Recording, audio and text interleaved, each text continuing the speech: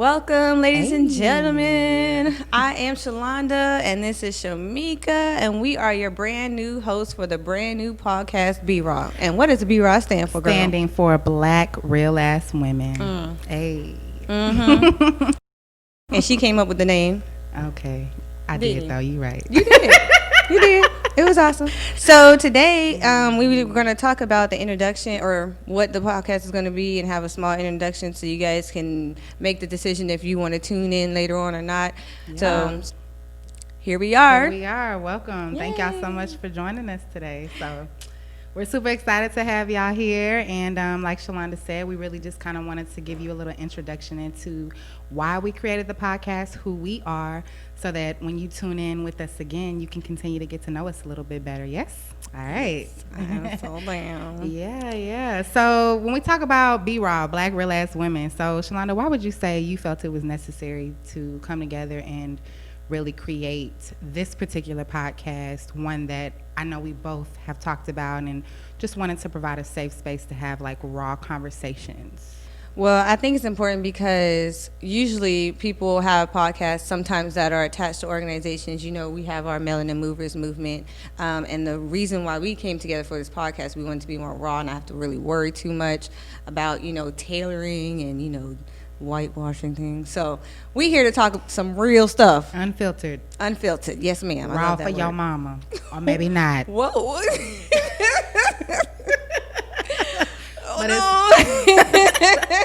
The point, we meant to be real, we meant to be raw. We want to Yes. talk about what it means to be Black. I mean, real talk, like being, especially during this time, y'all, with everything going on. A lot of things aren't new for us, but I guess new into the public eye arena, if you will. And so what exactly does that all mean in this space and that we're in? And we all know that there's not enough of us, doing media and really having unfiltered conversations about things. So in all honesty, we just wanted to join the club.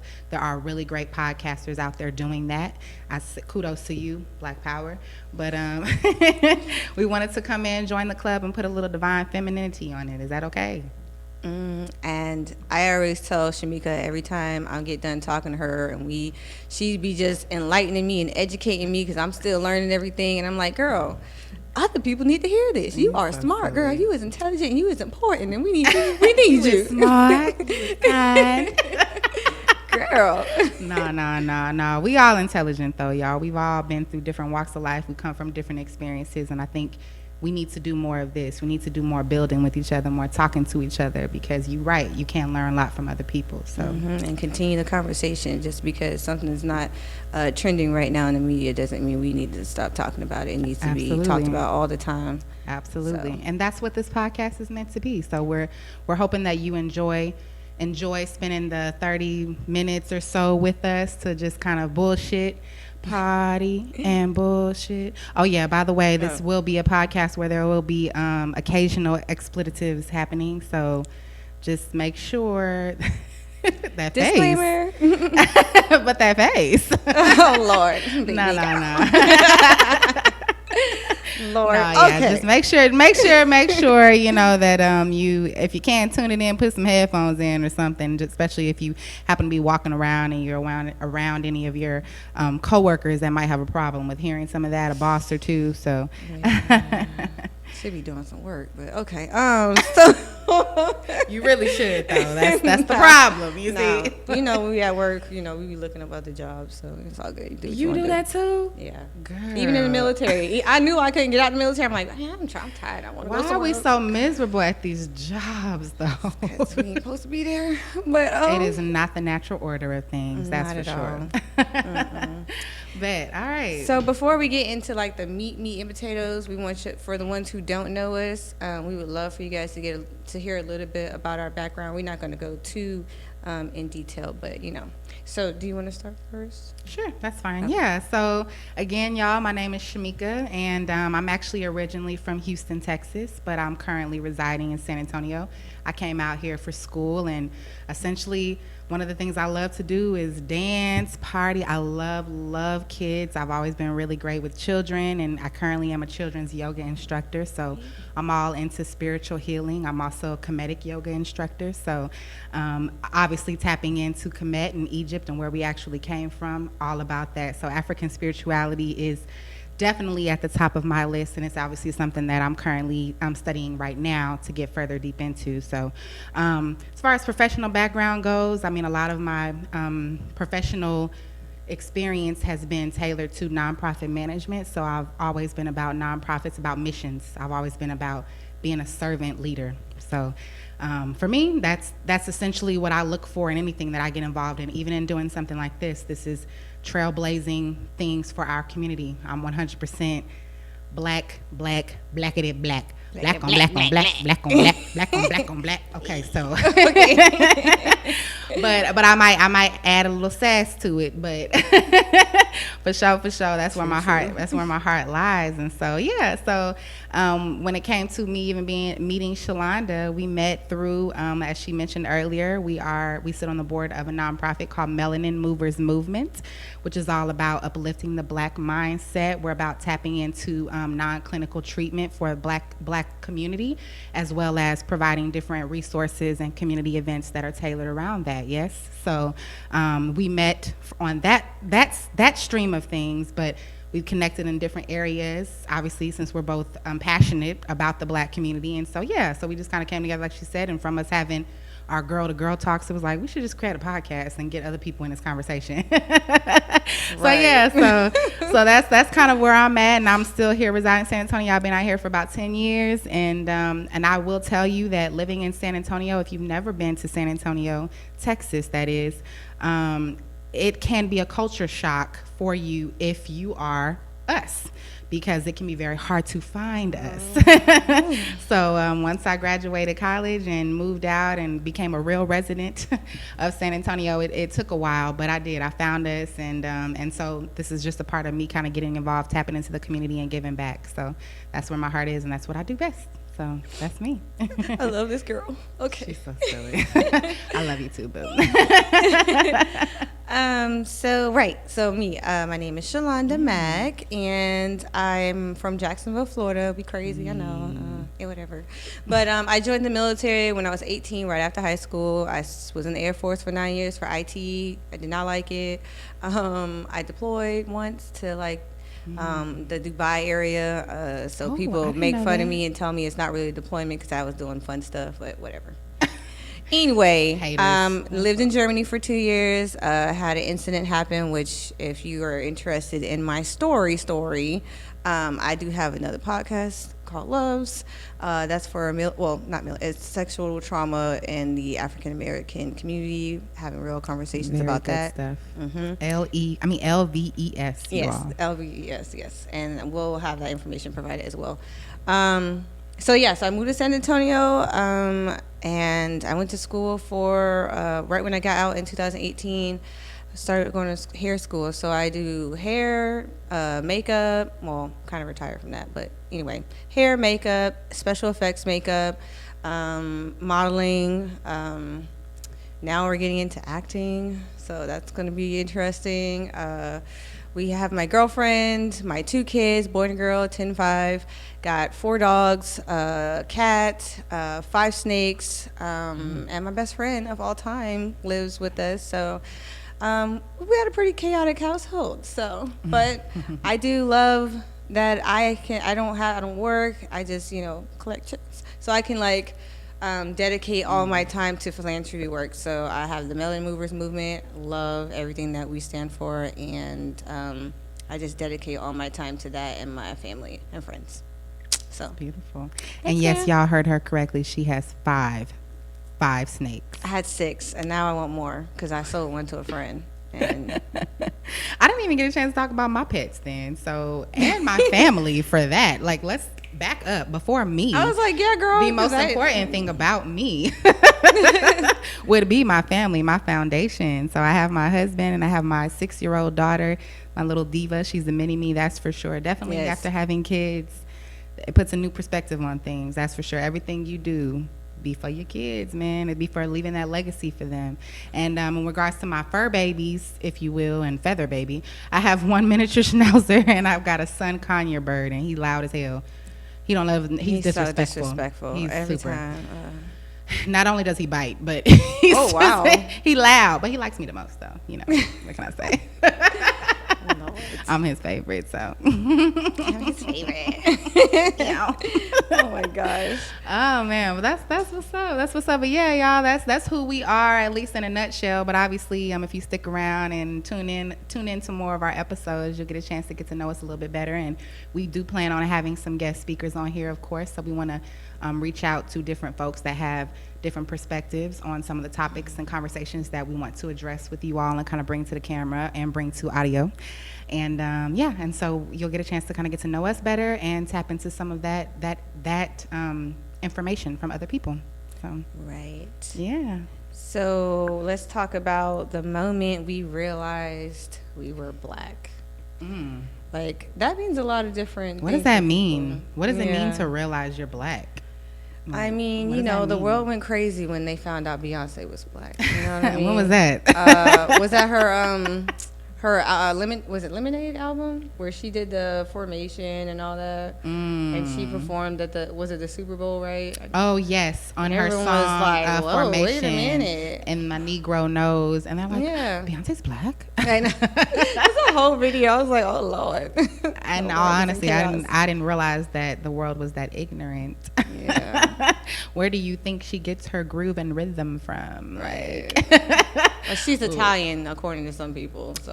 okay. Like, what? I don't know. Sometimes, people can say, oh, yeah, I know I'm Black and da-da-da, and then have, like, these weird, like, perspectives, and weird mindsets. And it's just like, I don't know. Like, I have family members who, well, yeah, I'm Black, but, they're a little prejudiced towards Black people. So it's like, We definitely have a lot of that. Yeah. We have a lot of that, a lot of self-hate, if I'm being honest, that needs to be addressed, needs to be called out, needs to be talked about at the dinner table, and then some, to get some real, true healing. And in all honesty, y'all, it ain't all our fault. It's definitely it's not. not all our fault. It's generational. But it came from to we know keep where. it that way. But exactly, we do a lot of talking about the problems and not enough addressing and coming up with solutions, And right? doing research and finding education. exactly, and finding how we can unite to figure out just how the hell we can fix things. Again, going back to being a mom, it ain't even just for me now. Now it's for my kids, my kids' kids. It's for your generational lineage, you know what I'm saying? And us to not still be in the same place that we are here in 2020. I think it's pretty sad that you can go on YouTube and watch old lectures from Black intellectualists like Stokely Carmichael or Angela Davis or even H. Rap Brown, different people of that nature, right? And they're having conversations about the same shit that we're dealing with today, y'all. Like, that blew my mind. That, I mean, outside of police brutality, outside of the political framework and how it is not just or even set up for us. I mean, there's just so many things that have been put in place, you all, that I don't think you realize just how deep the rabbit hole goes on the disenfranchisement of Black people. I think you do, but I'm so serious. Like, it's sad, in all honesty. And so my point is until we not only learn that but address that and we're unapologetic with it, I don't see anything changing. We got to stop talking about the problems and start becoming aware of the problems and then coming together to unite on figuring out how we can fix them, period. And stop accepting all this BS symbolism. It's like, Girl. Okay, great, that's great, but like, why these police officers still not arrested yet? Like, you know what I'm saying? No, But that's you real. took down a statue. Okay, great. Should have been taken down. Absolutely. Those are all things that should have been. Those are like you're 50 years too late. Like, Right. They should have never been put Everyone's up celebrating. to begin I'm with. like, okay. Really, however many years too late. But no, I definitely agree. I think that we've become accustomed to being pacified and satisfied with symbolic efforts towards the emotions that we care. We are an emotional people, and that works for us and against us, and we have to understand that. And they prey on that. They prey on the fact that we're not only the most spiritual people, we're very emotional and we're very forgiving, and we're told to be very forgiving about everything. I don't want to forgive you no more. Like, I'm just gonna start capping. No. Oh Lord. I'm going in the truck. Like, Oh Lord. I'm coming with you. No, but we were just talking about that last week. That's a scientific term. It's something in us. Something to do with our melanin, which produces, of course, our skin tone colors. But it also is the reason why we are the way we are. Why we have this innate ability. So, we were speaking with. Let me see if I can find it. 'Cause I tried. Yeah, we were speaking with. It was Cedric. We were talking with one of our producers. And he was talking about, in the movie Django, and when Leonardo DiCaprio, his character, if you've never seen Django, you may or may not like it. I'm not going to lie. It's not the best movie. It's very, anyway, you just got to see it. But anywho, there's a scene in that particular movie where Leonardo DiCaprio, he's obviously a plantation owner, and he's, we all know that back in slavery times, they would mutilate our ancestors and take different body parts and keep them for sport, similar to what they do with, deer and other animals now. And so in this scene, he's got like a brain or what have you from a slave that was killed, and he's digging around, and it's super nasty, but he's actually dropping gems as far as what they know about us. And he says, you see this part right here in the back of the slave's brain is called something. I can't remember what it's called, but that particular it's not the pineal gland, of course, because pineal gland's in the front, but it's like a small seed type thing that's in the back of our brain. Essentially, that particular anatomical structure creates our melanin, produces our melanin, and is also the reason why we are very forgiving. So anyway, in the scene, that's kind of what he's saying. He's just saying, this particular part in the back of a slave's brain is the reason why they're such a forgiving people. I've always tried to understand it, and now I know, or what have you. So anyway, we were kind of talking about that, how we are even just wired, because we are, again, y'all, a spiritual people. We are of God, man. So it's more a means of all of the things that which make us unique and special and different, have been used to alienate us and used against us to even hate each other. And it's a pretty sad situation. But again, once you become quote unquote woke, I don't know, that term is taking on a whole nother meaning these days. But once you become aware, then when you know better, you do better. Like, you don't know what you don't know, So for me, I think the times that we're in, if anything, it's just more enlightening, and it's a good time to be able to see more and more people doing more research, becoming more in tune, tapped into who you are, where you came from, not what they've told us, because all that shit is a lie. I mean, all of it. I'm just now learning Marvel stuff. I'm like, wait a minute, not my favorite here, superheroes. Okay. Yeah. But I think we should definitely do research about it. And I bet. We're going to do a little bit more research on that, y'all. Maybe we'll even, get like a psychologist or someone that can come on, a black psychologist to come on and kind of talk to us more about that, so we can get more insight and understanding to that. So, but I don't know. So going back to like the original question on the first moment when I say I realized that I was black, I mean, I guess if we want to be specific, let's define what that means to me, to know that you're black. It's when you see some kind of distinction between how you're treated versus maybe how someone else is treated, and it being based on based on you being black and maybe them not, or us all being black and be like, well, hey, why are we being treated like this? I'd say the first time I realized that I was black was probably as a kid. I can't tell you how old I was, but I'm sure we all have similar stories of being in school or being in the neighborhood and playing with friends or what have you, and feeling like a certain group of kids treated you different, and you didn't really know why, especially as a kid, like, unless you're coming from a house where that's being explained and told to you already. Kids are different, man. Like my daughter, she's 6, so it's so beautiful to see, like, my 6-year-old daughter have all these different diverse groups of friends, and they ain't thinking about race, what I'm saying? And hopefully that is a sign that they're not coming from a racist household. But they're not thinking about race, what I'm saying? They're not thinking about I can't associate with you because you're this or you're that. But unfortunately, when I was a child, I experienced that, and I actually don't even think I ever told my mom or anybody. This might be the first time I ever talked about it, to be honest. Girl, let me find out. It's gonna be a whole healing. No. Oh Lord, not no, the introduction episode. When I was in the second grade, so I always had this affinity, this like love to want to teach. Like for the longest, I thought I was going to grow up to be a teacher. I used to play school teacher with all my toys and my stuffed animals and stuff like that.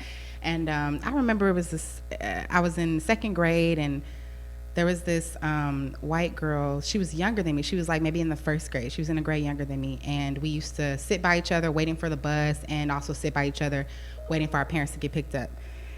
Waiting for us to get picked up, my bad, by our parents. And so anyway, long story short, I started like helping her with her homework, and I started like giving her like assignments like I was a teacher. It was kind of crazy, y'all. I was like, wait a minute. I see that too. I started giving her assignments. I was like, oh, you should do this. And I was like teaching her stuff, right? Anyways, I just remember one day her coming back telling me, my mommy said that you can't help me anymore, that I shouldn't be listening to a black girl. Help me with my homework. Mind you, she's younger than me, right? And I kind of took that like, wait, what? Like, I remember I started crying. I never ever told anybody about that. I remember I started crying. Like, you know, the good thing she didn't say the other word, because then me and that little white girl would have been squabbing. But you know, it was, she was very specific and definitive with it. Like, my mom said that, no, my mom said I can't listen to you anymore, and that you shouldn't be helping me because I shouldn't be listening to a black girl teaching me stuff. And I was just like, wait, I'm black? No, I'm just kidding. That's a thing?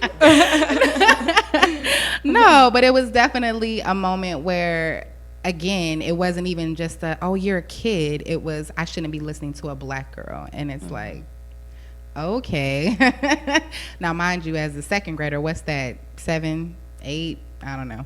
However old I was, you know, I might be maybe just internalized that, like, at the time, like, okay, I guess I overstepped, you know, I did something wrong. And that's probably why I never said that. I felt like I did something wrong, and like trying to help this girl out and do different stuff with her, and then be told, you know, a few days later that her mom told her to stop listening to me.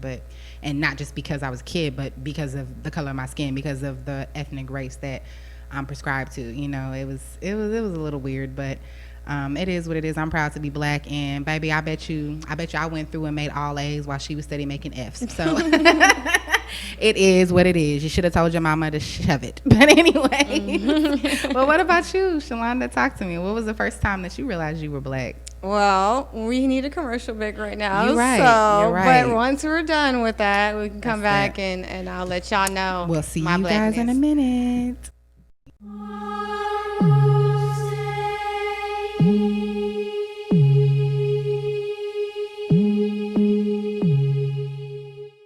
Continuum is here from January to December. The Zodiac Guardians are now available for sale purchase. Get your Zodiac Guardian today at flux-zodiac.com. Every Guardian has been chosen to protect an astrological sign. These Zodiac Guardians create a 360-degree perimeter around Earth, maintaining our planet safely from the all-consuming influence. Donate and purchase Zodiac Guardian t-shirts at flux-zodiac.com. That's flux-zodiac.com. There's no need to worry during this COVID-19 pandemic, because P&P Masks got you covered in style. That's right, we have designer masks and regular masks starting at only $5, kid and adult styles. And yes, we do deliver. Protect yourself in style and get your P&P mask today. For more info, text 210-900-3154 or 210-712-6104, or just simply DM us on Instagram. Protecting you in style during this pandemic. It's P&P Masks. Get yours today, and I'm gone. There's no need to worry. Yeah, what up? You know it is your boy SP the Ghost LOX D Block. I want to give a huge shout out to the Street Legion crew and the start of Street Legion Nation Radio, a new home for underground and independent artists. Keep doing your thing, Kings. Yeah, salute SP the Ghost LOX D Block, Street Legion crew. Yeah.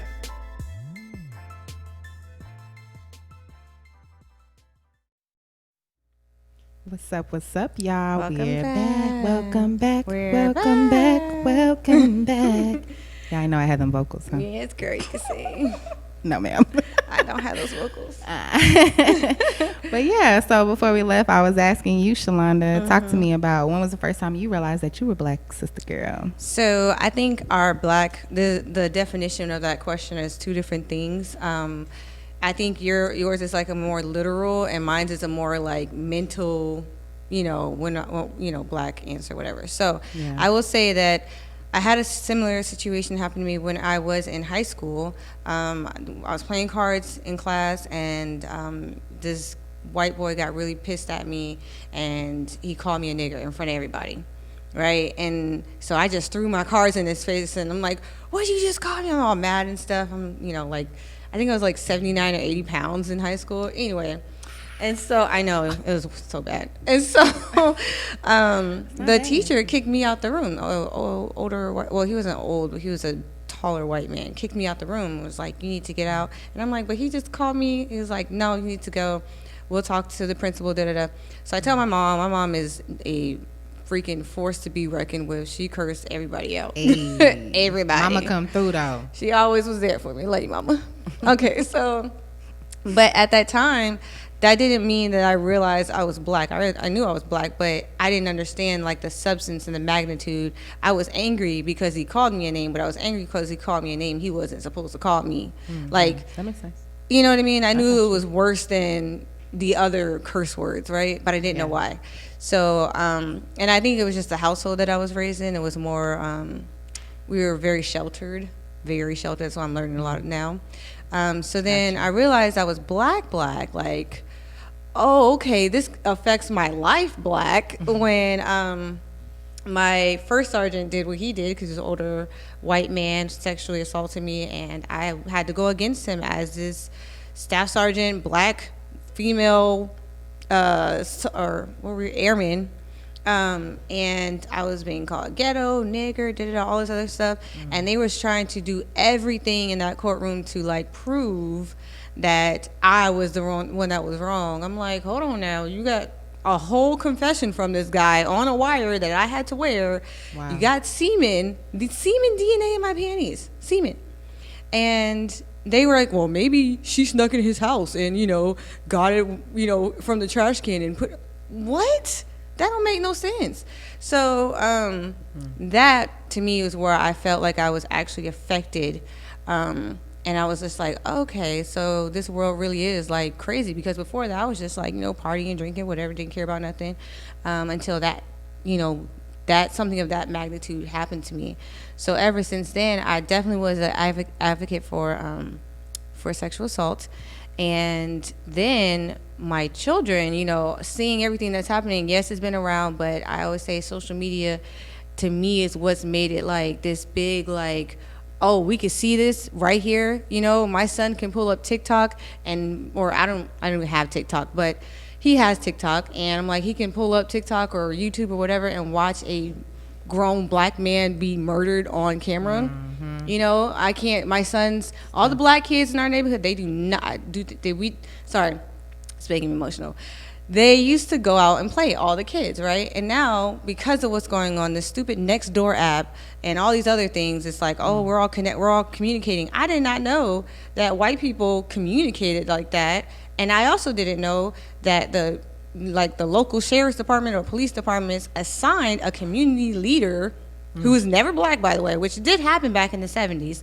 But now that's not a thing at all. So now these white community leaders can get, phone calls from all these different Karens. It's like, there's a black guy over here. There's a black kid riding his dirt bike, and it's like, so? Like, what you mean?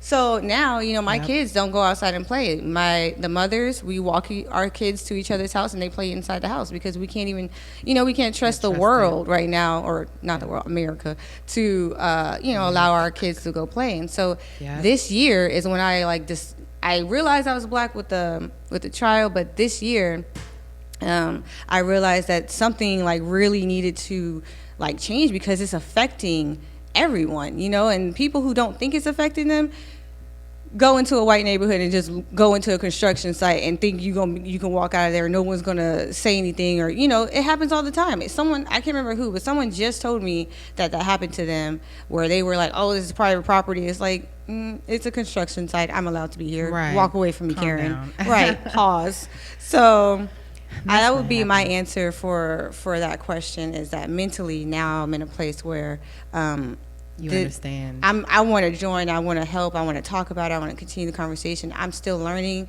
every day, so I might not sound like I know. Well, I know I don't know everything, but what I will do is, if I don't know it, I will go and do research, learn, and then I will come back and report to the masses, so we all on the same page here. Yeah. Absolutely. No, that's Sister Soldier, if you didn't know. That's that one. I will politely put a Karen in her place any day. Just saying. No, but that's real, though. I mean, I think that so many of us go through these different experiences, right, where we've felt, impartial treatment or what have you to some type of a situation, like just in going to the grocery store, y'all, or going to a retail store, going to Target, going to Walmart, going to wherever, and our family, we go to Ross, we go to Burlington Coat Factory. Why do I feel like you're over here watching me? And unfortunately, oh boy, he just walked out, who's not black, walked out with $500 worth of product. You know what I'm saying? But you're so busy with your eyes on this prize, because you're right, we prize, but you're so busy with your eyes, like they hate your eyes on me and my family, while so-and-so is over here doing the most. And it's just it's a very sad situation that we have to grow this what's the word I'm looking for, not even being desensitized, but that's kind of what it is. It's more that we grow tough skin to be able to withstand it, and just we're more situationally aware of our surroundings. Got to be at all times. We have to be, right? And that I was always know where your exits are. Okay, anytime you go, especially with the way things lock are your now. doors. Just always know where your exits are. And if you haven't already, if you are of age and you have yet to get your concealed to carry, you need to do that. So the Rize Summit is going to be turned into an entire series that we're going to be doing it either monthly or bi-monthly. Monthly, most likely it'll be panel, and then the next month we'll probably do like a watch party for like a documentary, something that's very empowering and uplifting of the Black mindset. Yeah, absolutely. So the idea of the Rize Summit is to be able to provide a platform where we can invite local panelists and different community leaders to come and talk about a plethora of things that are of interest to the Black community. So down to education, down to housing, down to religion, down to culture, down to music, hip hop, all of the above. We're definitely wanting to tackle and touch on a lot of those things. And so this is something that for me is meant to get to the people for real. So whether it's a more professional version of this, basically. Yes, but whether you've gone to school or not, if you have expertise in any kind of thing, if you have an interest in anything and you would like to be a panelist, you can feel free to reach out to us. And we'll drop the email address below here on where you guys can reach out to us to be able to inquire about being a panelist. But it will continue to be live streamed. So just be on the lookout for more of those summits coming soon. Yeah. The link for the summit will be provided as well in the comment section. We'll bring you guys more information about a lot of the community events that we see that are important and we think you should know about, especially if they're virtual and easy to access. So. Comfort of your own home. Ain't nothing like it. Ain't nothing like it. Although some people ready to get up out their house, though. That's for sure. Yeah. I love my house. So I need to clean my house. Yeah, we do but anyway, too, girl. Well, thank y'all so much for tuning in with us for our first episode of Be Raw. We really enjoyed the time here, Shalonda. Yes, you can find us on Facebook, YouTube, and Anchor. And thank you so much. We hope that you guys subscribe, like, share. Yes, please. So the summit will be live. So you can ask questions there. You can email us questions.